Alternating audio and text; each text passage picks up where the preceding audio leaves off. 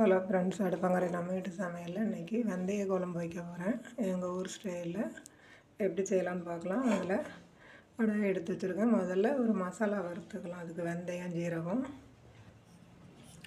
ஒரு ஸ்பூன் அளவுக்கு பச்சரிசி, ஒரு 3/4 ஸ்பூன் வெந்தயம், ஒரு 1/2 ஸ்பூன் ஜீரகம். இதை முதல்ல நம்ம வறுத்து எடுத்துக்கலாம். குழம்பு கடைசியில் இதை பொடிச்சு போடுறதுக்காக.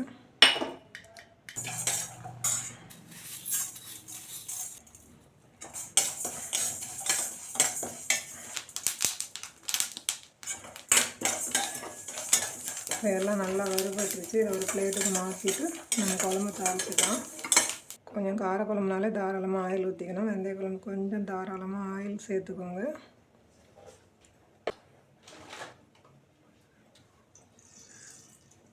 கொஞ்சம் கடுகு, கொஞ்சம் வெந்தயம் சேர்த்து பொரிய விடலாம்.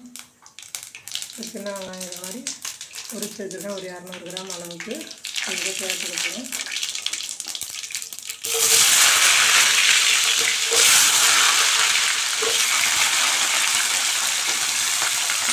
வெந்தய குழம்புனாலே சின்ன வெங்காயம் தான் மெயினான இன்க்ரீடியன்ஸு.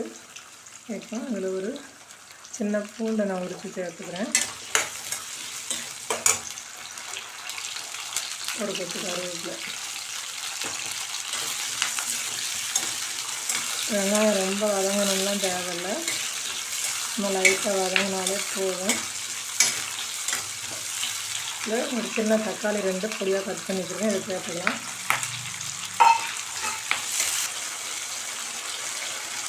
குழம்புக்கு தேவையான அளவு உப்பு,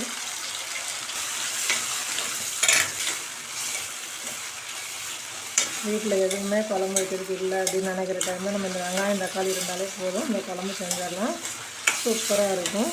நம்மளுக்கு இதில் இந்த குழம்புக்கு வெல்லம் சேர்க்கணும்லாம் தேவையில்லை. வெங்காயமே கொஞ்சம் ஸ்வீட்னஸாக இருக்கும். சின்ன வெங்காயமே நம்மளுக்கு உடம்புக்கு அவ்வளோ ஆரோக்கியமானது.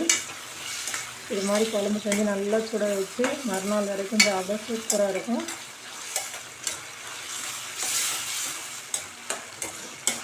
இதில் மெயினான ஒரு இது இந்த கடைசியில் நம்ம அந்த வறுத்து போடுற அந்த பொடி தான் நல்ல குழம்பினுடைய வாசம் டேஸ்ட்டை தூக்கி கொடுக்கும்.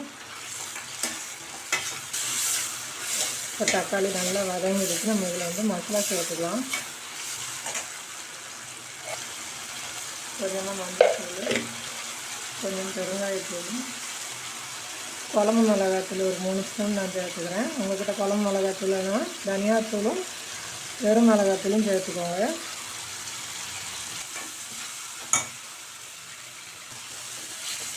மசாலாவை நல்லா இந்த வெங்காயத்தோட வதக்கி விட்டுட்டு ஒரு சின்ன லெமன் சைஸு புளி கரைச்சி வச்சுருக்கேன். அதை சேர்த்துக்க போகிறேன்.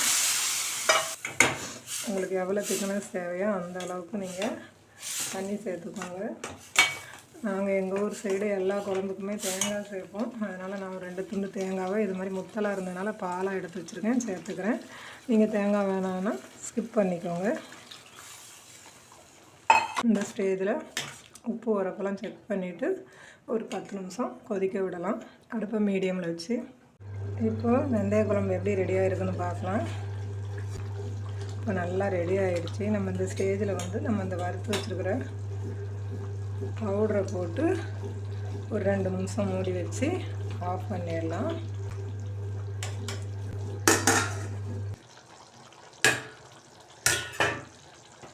இப்போ பாருங்கள், குழம்பு நல்லா தலை வெந்தய குழம்பு சூப்பராக ரெடி ஆகிடுச்சு. நல்லா எண்ணெய்லாம் பிரிஞ்சு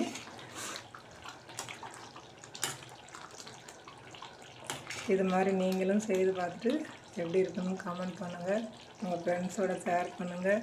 மறக்காமல் நம்ம சேனலுக்கு சப்ஸ்கிரைப் பண்ணுங்கள். அடுத்த ஒரு வீடியோவில் சந்திப்போம். நன்றி, வணக்கம்.